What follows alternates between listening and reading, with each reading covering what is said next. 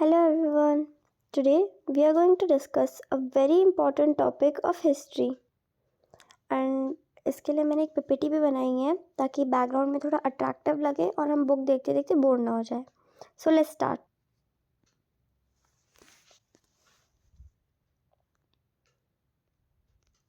So in the first slide, both me and this cute penguin are saying hello to everyone and welcome to Learn with Prerna. So, what are we going to learn today? We are going to learn about permanent settlement. The first question appears in our mind after listening to this term is, what is permanent settlement? So, let's find the answer to this question first. It is a system implemented by the British in India. According to this system, Rajas and Talukdar were recognized as the Zamindars, owner of land, and they acted as the agent of the company for the collection of the revenue from the peasants. मतलब ये जो permanent settlement है वो एक type की policy है, एक system है जो ब्रिटिशर्स ने इंडियंस पे अप्लाई किया था, इम्प्लीमेंट किया था. इस सिस्टम के हिसाब से जो राजास थे और तालुकदार थे उन्हें ज़मींदार रिकॉग्नाइज किया गया था. मतलब उन्हें एक आइडेंटिटी दी गई थी ज़मींदार की. मतलब ज़मींदार मतलब ओनर ऑफ लैंड. और ये जो ज़मींदार थे वो एक एजेंट की तरह एक्ट करते थे. मतलब ये पीजेंट से रेवेन्यू लेंगे और फिर जाके वो जो रेवेन्यू है मतलब टैक्स है जाके कंपनी को दे देंगे, मतलब ब्रिटिशर्स को दे देंगे. तो एक टाइप के एजेंट्स की तरह एक्ट करते थे. When was it implemented? It was implemented over the territory of Bengal. Actually, this system was implemented over the territories of Bengal of that time. मतलब जस्ट थिंक अबाउट इट, हमारा उस time का बंगाल कितना बड़ा हुआ करता था. मतलब आज के दिन का बिहार, बंगाल, उड़ीसा और यहाँ तक कि बांग्लादेश भी हमारे बंगाल में ही आता था. When was it implemented? It was implemented in the year 1793. Now let's see who implemented it. As we must know who implemented this system in our nation. मतलब उस बंदे का नाम तो पता होना चाहिए ना जिसने इस टाइप के सिस्टम हमारे यहाँ पे इम्प्लीमेंट किए थे. So Lord Cornwallis, the governor general of Bengal, implemented in. Lord Cornwallis वो इंसान था जिसने ये सिस्टम हमारे यहाँ पे इंट्रोड्यूस किया था. He was the governor general of that time of Bengal. Now, let's see some key features of this policy. First, the zamindar was required to pay a fixed of revenue to the company every year. मतलब जो ज़मींदार हुआ करते थे उन्हें एक fixed amount of revenue, एक fix amount of tax company को देना था. उन्हें नहीं पता, कंपनी को कोई लेना देना नहीं था कि कहाँ से पैसा आ रहा है, कितना आ रहा है. बस उतना एक टैक्स जितना फिक्स है उतना कंपनी को देना है बस. The amount was fixed. It was not dependent on the agriculture outcome. Means वो जो अमाउंट था, वो जो टैक्स था वो फिक्स था. वो एग्रीकल्चर जैसे अभी कैसे है कि आपकी कम उगाई हुई है आप कम टैक्स दो, ज़्यादा हुई है ज़्यादा दो, वैसा कुछ नहीं था. कम हुई है नहीं हुई है ज़्यादा हुई है कोई फ़र्क नहीं पड़ता, लेकिन आपको जितना फिक्स अमाउंट ऑफ टैक्स है उतना देना ही पड़ेगा.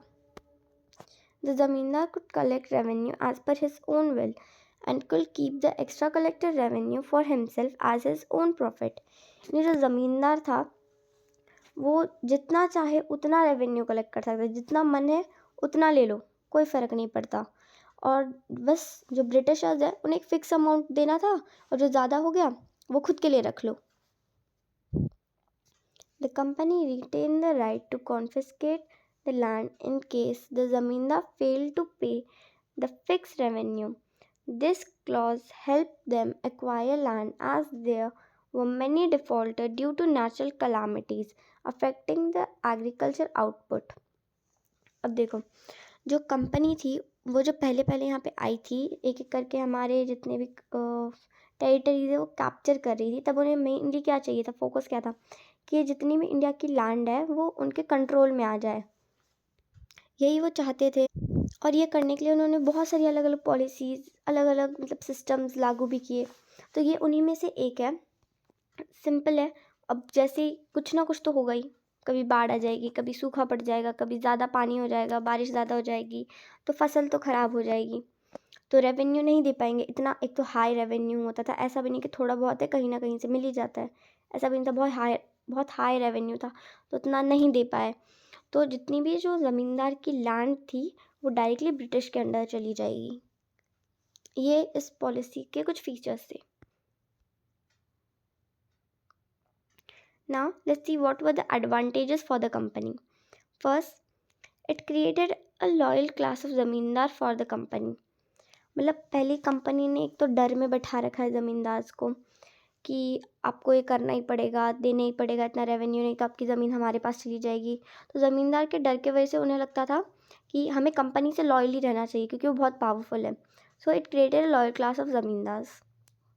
The company was assured of a fixed amount of revenue from the land even under adverse condition.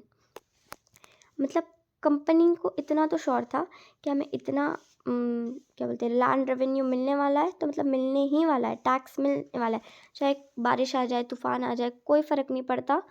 Eight the end of the day हमें उतना पैसा मिल जाएगा अपना बस.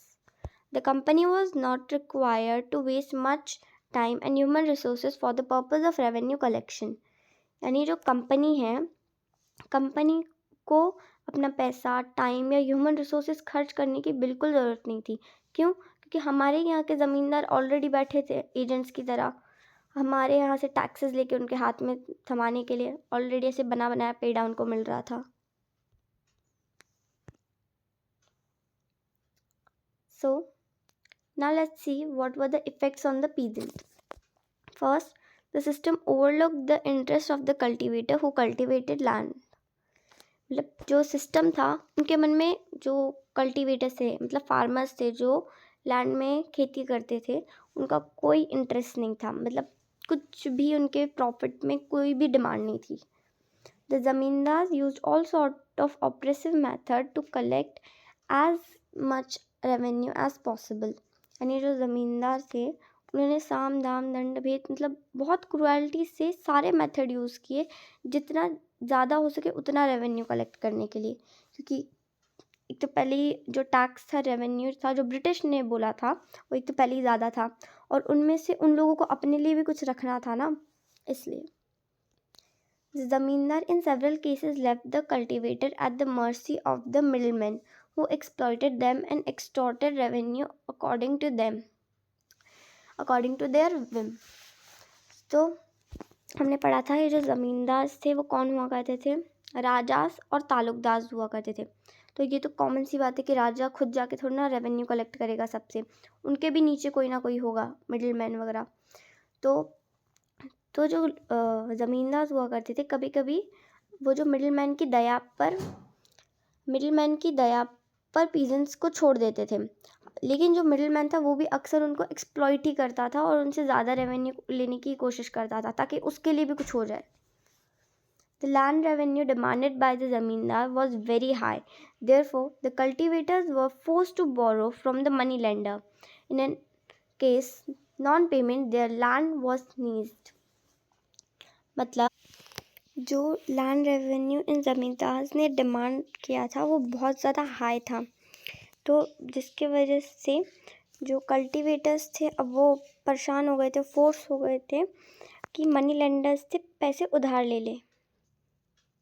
And if they were not able to give tax then their land was seized. मतलब अगर उन लोगों ने टैक्स पे नहीं किया या फिर टैक्स पे नहीं कर पाए तो उनकी जो ज़मीन थी छीन ली जाती थी. मतलब सेम ब्रिटिशर्स जैसा ही, जैसे ब्रिटिशर्स ने ज़मींदार को धमका रखा था कि तुमने हमें रेवेन्यू नहीं दिया तो तुम्हारी ज़मीन हम ले लेंगे, तो वैसे ही ये ज़मींदार ने भी पीजेंट्स के साथ वही किया. ज़मींदार ने भी उनको बोला कि टैक्स दो, नहीं दिया तो ज़मीन ले लेंगे. The zamindars did not take any interest in improving the land, but instead were meant to confiscate the land by creating situation that forced farmers to default in payment. देखो ये जो ज़मींदार थे उन्हें कोई इंटरेस्ट नहीं था कि लैंड को कैसे इम्प्रूव करे, कैसे ज़्यादा फसल बढ़ाए, कोई कुछ भी इंटरेस्ट नहीं था इन चीज़ों में। लेकिन उल्टा ये लोग क्या करते थे, लोग सोचते थे कि हम कैसे वो ज़मीन है वो खुद के लिए ले लें, कैसे कन्फिस्टिकेट कर ले, कैसे जब्त कर ले। और ये करने के लिए वो एक ऐसी ऐसी सिचुएशंस बनाते थे, ऐसे फार्मर्स को फोर्स करते थे कि वो बेचारा टैक्स दे ही नहीं पाता। सो इसी के साथ हमारा ये वीडियो ख़त्म होता है। Thank you everyone and please don't forget to like and subscribe. Thank you, bye bye.